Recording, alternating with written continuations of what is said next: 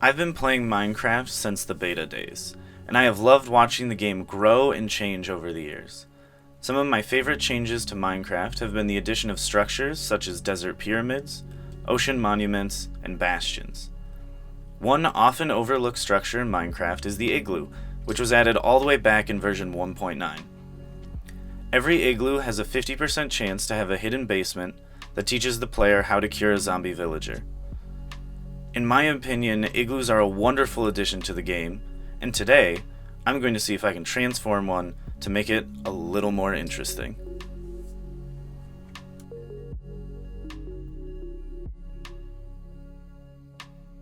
So the area in which we are going to be constructing this build is a snowy plains next to some mountains that I made using World Painter. The first step in this build was to use World Edit to create a hollow glass sphere and strip spruce wood base to create that classic snow globe shape. After the exterior of the snow globe is completed, I move inside to start the construction of the winter wonderland by adding down a base of snow several blocks deep.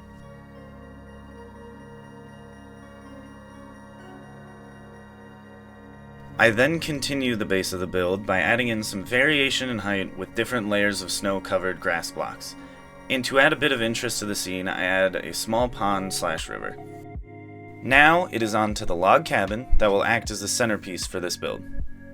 I start by placing blocks to mark the corners of the foundation, and then erect walls of horizontal stripped spruce logs with some alternating overhangs on the end to emulate an old log cabin. I tried adding depth to the walls by having some of the logs stick out, but I ultimately decided that alternating spruce with dark oak looked better. Now to get into the design of the cabin itself. I start by adding a simple porch trimmed in upside down stairs, and granite walls with dark oak fences and gates to create a railing with a gentle undulation. I continue this upwards to create an overhanging balcony for the second story, and then get to work creating the main entrance with a small window on the right and a faux window on the left.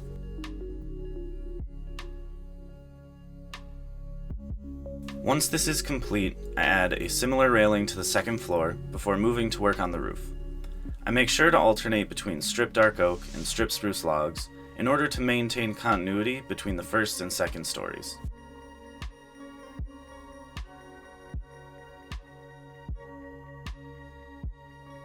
To add a bit more interest to our roof, I decided to add smaller arches on the left and right sides of the house.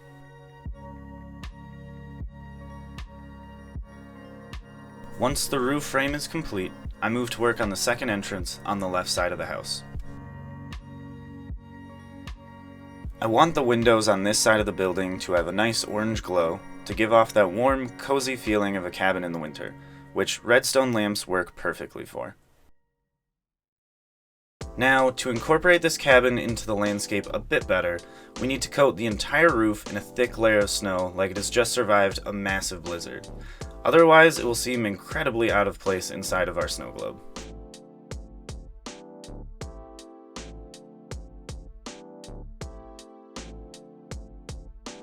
I add snow overhangs on all of the arches of the roof to give off the feeling that the snow is teetering over the edge, which gives a small sense of danger to anyone unfortunate enough to be standing beneath it.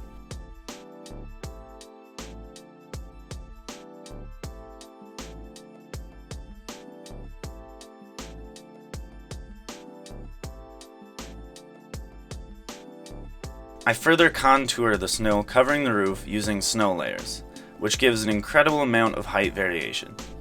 This helps to make the snow appear to be piled more smooth and natural instead of the uniform precision of rows of snow blocks.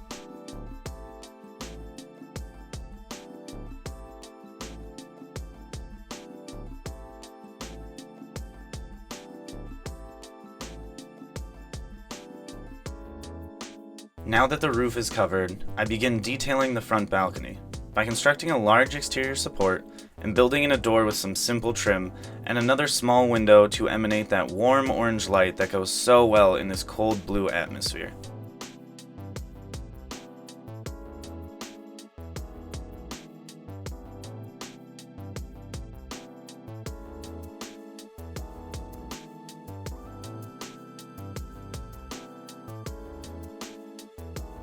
Now, of course, that warm orange light has to come from somewhere, and this log cabin would be incomplete if we didn't add on a large stone chimney with smoke billowing out of it.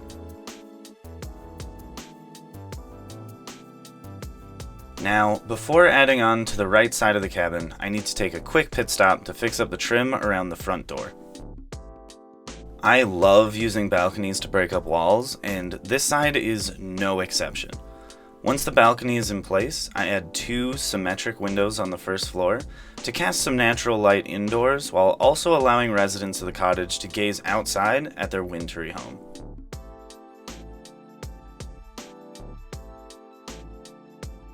Once the trim is done around the first floor windows, I move up to the second story to add access to the balcony via a door on the right. I then proceed to add a circular window on top, and then finish this side of the cabin off with a small arched window on the left side of the balcony. The back and final side of the cabin, unsurprisingly, also gets its own balcony. This time around, I spruce up the supporting pillars with some barrels and trapdoors to give more variety and depth, before adding on some dark oak underhanging accent spike things. I don't really know what you would call these, but they look nice.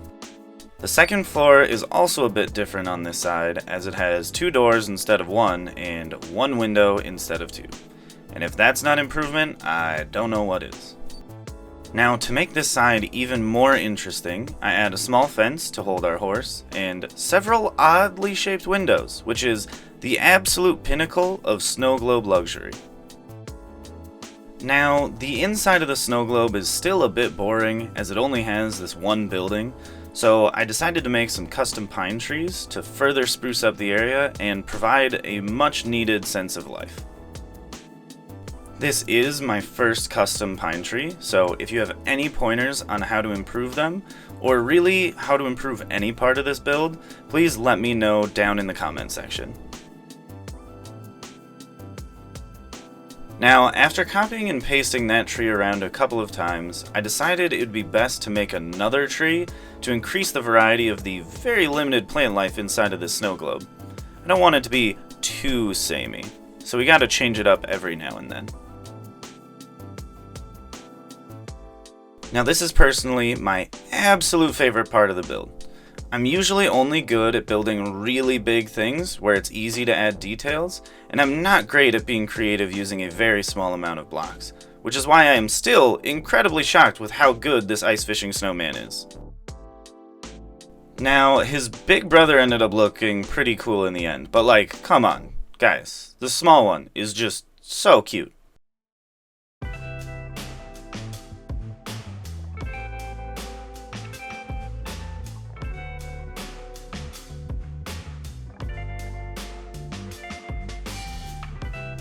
One of my favorite things when I was young was reading Calvin and Hobbes comics, which is why I decided to make this snow globe infested with a bunch of snowmen of odd sizes, because I really loved all of the comic strips that involved the small snowman armies, the big squid snowman. It was really fun reading those as a kid, so I wanted to incorporate them into this somehow.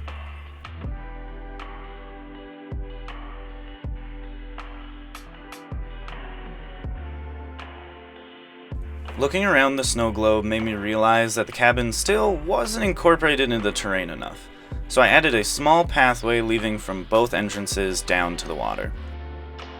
I then added this small campfire in the back to make it seem a little more lived in.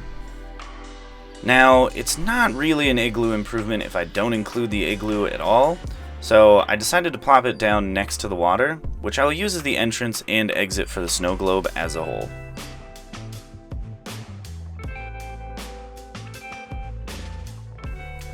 And now, we are finally onto the part that I struggle with the most, interior design. But for real though, I actually spend the most time on every build trying to figure out how to make the floor and wall decorations not look bad.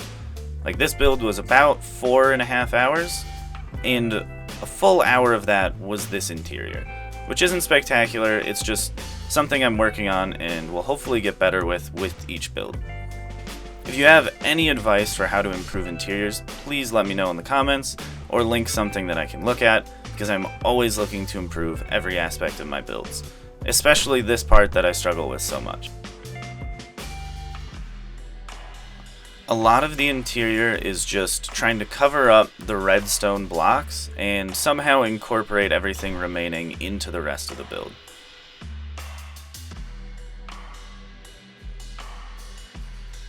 I decided to add some hanging lanterns, which just consist of shroom lights that are covered in trapdoors, as the trapdoors are transparent and the light from the shroom lights will still light up the room.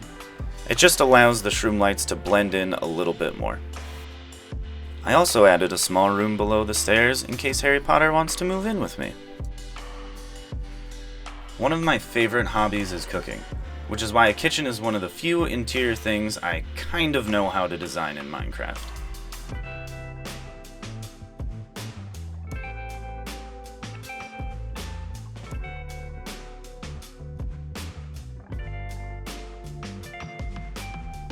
Of course, a home is not complete without a place to sleep, so I decided to just add the bed to the side of the room instead of adding in walls to separate the bedroom from the rest of the house.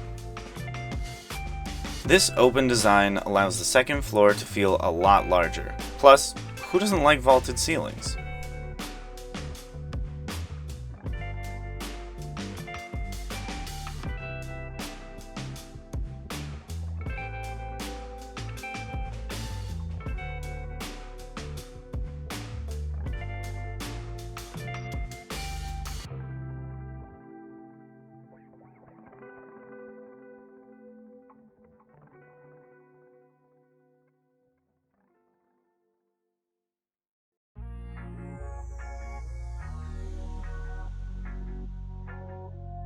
Now, as you can see, I struggled with the design of the dining room quite a bit, but I believe that the table and chairs I came up with in the end turned out alright, though there is definitely room for improvement, as this wasn't an easy task for me to accomplish.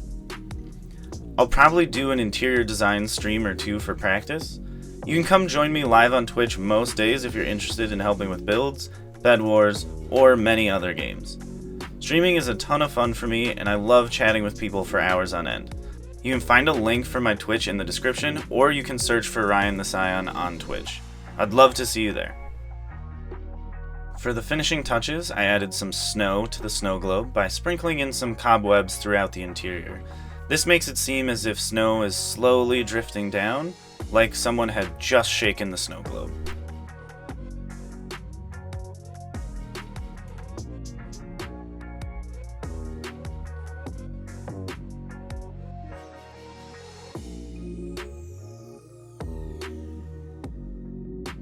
And last but not least, I need to autograph my work by putting a plaque on the front of the Snowglobe.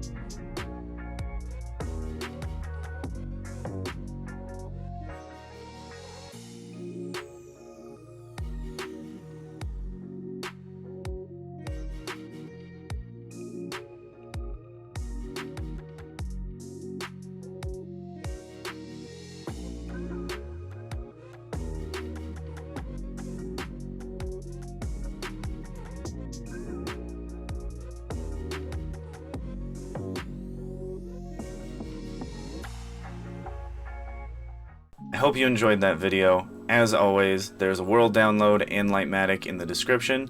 If you want to join my SMP, follow the link to my Discord, that is also in the description. And if you want to chat with me on Twitch, I stream most afternoons, and you're always free to stop in and say hi. But for now, that's all, and I'll see you next time.